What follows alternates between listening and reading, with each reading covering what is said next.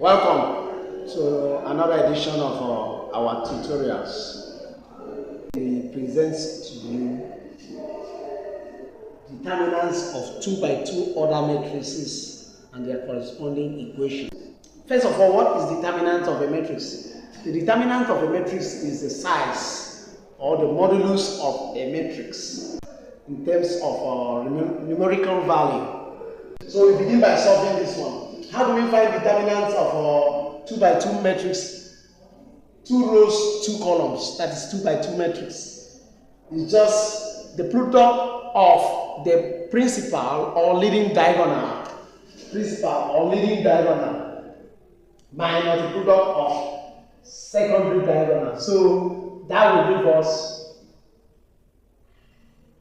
6 times 5 is the product of the leading diagonal minus the product of 7 times minus 8, the product of the secondary diagonal. So if we multiply this by this, you have 30.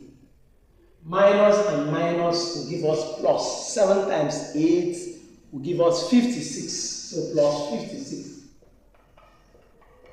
Sum that all, that will give us 86. And that's the answer for the first one.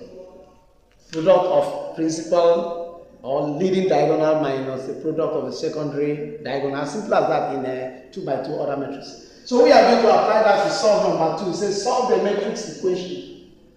It's still 2 by 2. Anytime you see straight line like this, it means magnitude or the determinant of that matrix. You still use the same formula to find the value of x in this equation. So product of the principal or the leading diagonal minus product of the secondary diagonal will give us minus 30. So let's see.